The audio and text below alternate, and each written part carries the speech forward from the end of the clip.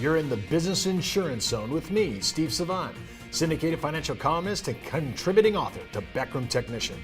This week on The Biz, our monthly update series for June 2013, and on today's show, the financial industry update with our special national columnist, certified financial planner and CPA, Ken Davis. When it comes to life insurance, annuities, long-term care, disability, or group pension plans, we're the news you can use. Well, welcome everyone to the Business Insurance Zone. I'm your host, Steve Savant, and of course we're broadcasting to a nationwide audience of financial advisors right here in Fountain Hills, Arizona. And of course, we're on our Day 5 Friday for our financial industry update with CLU, CHFC, CFP, and CPA, Ken Davis. Welcome to the show, Stephen, Ken. good to see you. Hey, I've known Ken for 25 years, and I still have to think about those credentials. And you are a highly credentialed guy, and we certainly appreciate it. And as some of you have seen Ken on our show before, I call him the liaison or the diplomat between the insurance industry and the CPA community, which we appreciate. Talk about, this is going to be in Ken's wheelhouse today.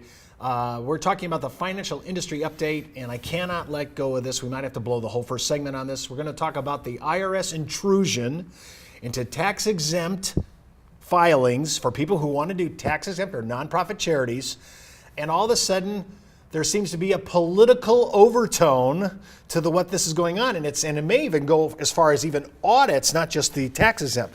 Ken, what's going on here? This is the IRS. This is supposed to be the neutral, benign government. All we're doing is collecting taxes. What happened to this issue of now we're steering certain political sides? And by the way, if this would have happened to the other side, I would have been just as annoyed. Talk a little bit about that. Well, yeah, I think there really is no sides here. I mean, this goes down to our fundamental constitutional rights of free speech and to engage in political activity to promote our own well-being within the system. And the fact of the matter is that, if anything else, this is a really good wake-up call for America.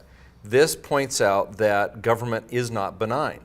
Government is not the nanny state that's always got your best interest at heart. Things do happen. People are people, whether they work in the government or private industry. There's good people and bad people in both sectors, okay? So there's some people in the IRS that apparently felt attacked by the Tea Party, because what does the Tea Party want? Lower taxes, less tax revenue, less taxes. What does that mean? That means a potential shrinking of the Internal Revenue Service. I'm just guessing here, I'm surmising that why would people within the Internal Revenue Service, if they're not being told to do this by the administration or by other politicians, I'm going to assume for the moment, since there's no evidence indicating that that's happening, so let's just put that off the table for now. Let's look at what are the motivations of the IRS. There's people in the IRS that don't like conservatives wanting to reduce taxes, is the only thing that I can surmise, and that's a very scary thing to realize. These massive bureaucracies that we've given enormous amounts of power to and about to open up the gates on the medical care power and just open up the bureaucracies, that area which the IRS has a substantial role in. They have political agendas, and they're using it against the people that don't like them. And keep in mind, and I just say this just from a caveat point of view, Ken and I are fiercely independent libertarians. We are conservative when it comes to money issues, but we are libertarians and independents. We don't care what side of the issue is on. We want protection for the right and the left thinking. I want to be able to have free speech, and I want to be able to have any group that wants to promote this. Listen, we had people that actually used the word patriot. If the word patriot was in the exempt filing, that was tracked down, whether it was left or right, but it just happened to be dominantly more of a conservative nature, and that bothers me that even nomenclature, actual adjectives now, are causing people to push that file and hold it out. Well, actually, one of the readings I did many years ago, F.A. Hayek's book, The Road to Serfdom, is a really interesting treatise about looking what happened before the World Wars and why we ended up with the kinds of issues that we had with Nazi Germany and stuff like that. And it was a bureaucracy out of control and high inflation as the two primary distinguishing marks of why that country transitioned away from a democracy into a dictatorship. And so these are serious issues. And again, I'm not calling anybody Nazis or anything like that, so please don't misunderstand me here. I'm saying that government sometimes isn't as benign as it appears to be, and this should raise a big flag, whether they're going after liberals or right-wing people. Anytime the government is targeting their citizens for review and using the power in an abusive way, we should be very concerned about things. Well, of course, we were reading the paper, the new update, and of course, by the time this show airs, which will be about a week from where we're doing it, that the show's going to actually be talking about. There have been people, not the president, but they're in the White House, that they had knowledge of it. That doesn't mean that they were actually pushing the buttons and pulling the strings for having to do this, but they were knowledgeable about it. I do applaud the president for his swift firing of these top two guys that were there right away. I mean, I'm there on that. I completely applaud him, and I would say go after everybody that's involved in this, and they all need to be fired. And maybe criminal intent needs to be investigated here. Well, some of the articles I was reading about this thing, apparently there are statutes on the books that some of the things that were done could be construed as being criminal activity and subject to not only penalties, but jail time.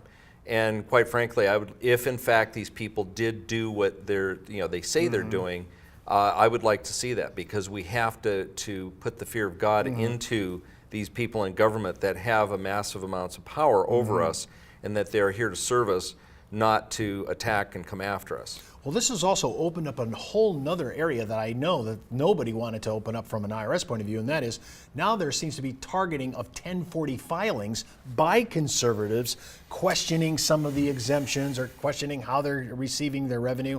And if that turns out to be another part of this investigation, this is, I would say, you're going to see a tremendous pushback from the public on this issue. I totally agree.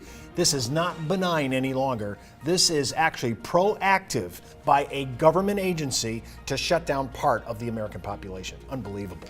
When we come back from this break, we're going to continue our financial industry. We're going to be talking about the big one, baby boomers. Think of this, baby boomers going into retirement with a mortgage.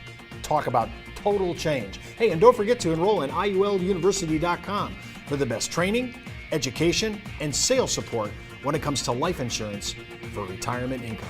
We'll be back after this break. You're listening to the insurance industry's #1 resource for products, planning ideas, carrier information, and interviews you can use. When it comes to life insurance, annuities, long-term care, disability, or group pension plans, we're the news you can use. Did you know the average 401k runs out of money just 7 to 8 years into retirement? Time Magazine, the Wall Street Journal, and many other publications have warned of the difficulty of saving with a 401k. But what if there was a way to create tax-free lifetime retirement income with no stock market risk? Good news, there is. Living in fear of the next market dive is not the way I want to live my life. Why would I go out there and take on risk when I don't need to? I have a lot less stress knowing I can't lose any more of my retirement savings in the stock market. Call now to receive your free, no-obligation analysis of what this retirement vehicle could do for you, a comparison to your current retirement plan, and a free video that explains this exciting opportunity. Start planning a retirement you can enjoy instead of worrying about future tax increases and stock market losses. Creating income that will last your entire life is the most important thing you'll ever do. Take control of your future. Call now for your free analysis, comparison, and video. Well, welcome back to the Business Insurance Zone. I'm Steve Savant with Ken Davis. And remember, you can order today's materials. Any of these articles we're talking about and some of the briefs we're talking about the IRS, you can do that. And while you're out on our site, www.thebiz.tv, ordering all that, don't forget to hit the backroom technician icon for your free 30-day offer to access the best needs analysis and client educational materials that almost cover every financial scenario. I mean, it's really quite outstanding. Ken and I use it all the time. And just a heads up, before moving forward with any of the ideas you hear on our show, always consult your tax advisor and legal counsel, as well as your broker-dealer compliance officer if you're FINRA licensed. We're in the middle of talking about our financial update for June 2013. Ken, we are changing the planet. The greatest generation before us, our parents, had their mortgages paid off by the time they entered retirement. We're not doing that now. This is the new expense that we did not intend, and we're living on a fixed income. Well, and if you look back, how did we get here? I think part of it was that we went through, at least here in the Arizona area, we had this just booming real estate, and we all felt a lot richer back then. And it was easy for people to say, well, gee, I've got all this equity in my home.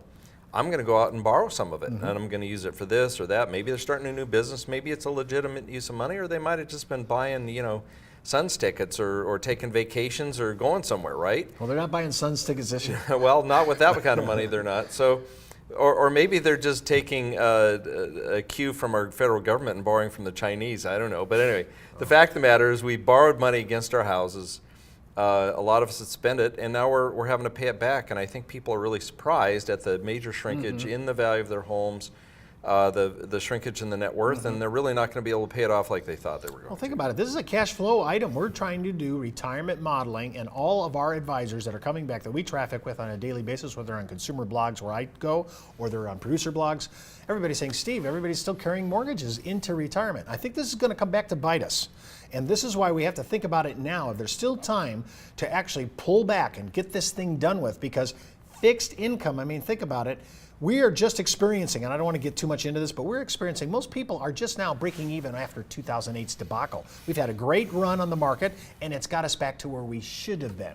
Well, and one of the things that we can do, I think, for our viewers, and we as financial advisors can help clients, is to help them, tell them, with 0.5% in CDs at a bank or 1.5% or whatever, maybe some of the best use of money is to pay down the debt. When you have, even with mortgages at 3.5%, 4.5%, fact is paying that down is a guaranteed return of money. Yes, you reduce your tax deductions, but still the net effect is better, especially credit cards, stuff like that.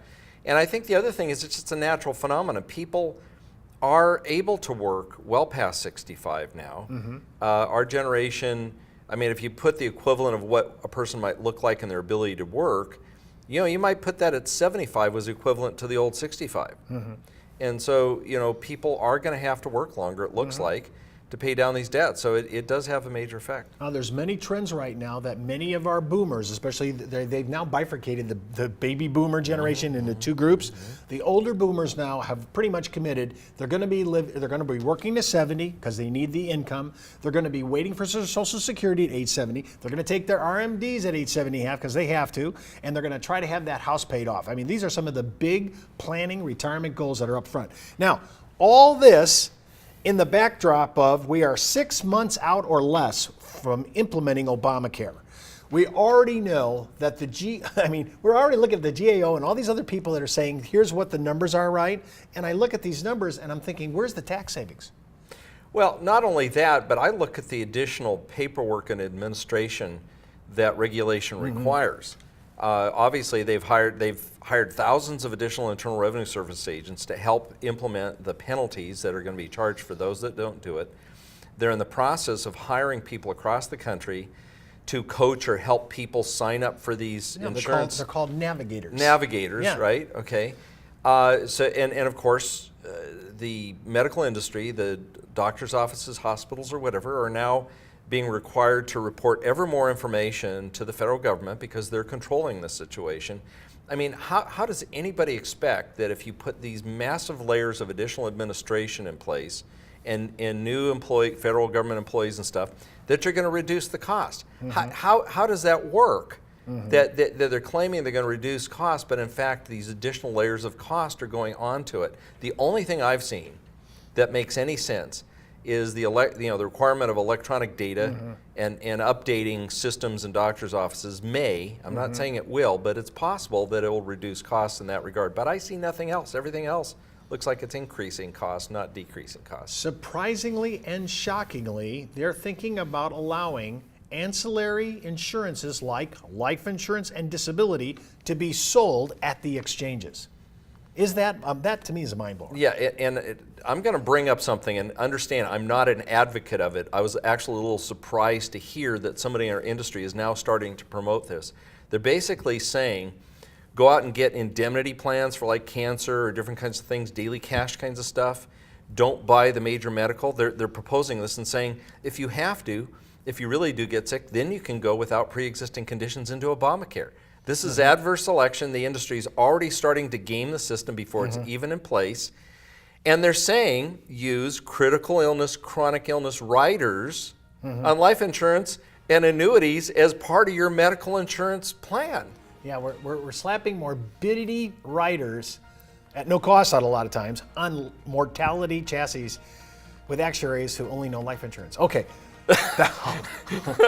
Okay, and just think about this. And there's a lot more gaming going on in Obamacare with people that are trying to reduce their 50 employees.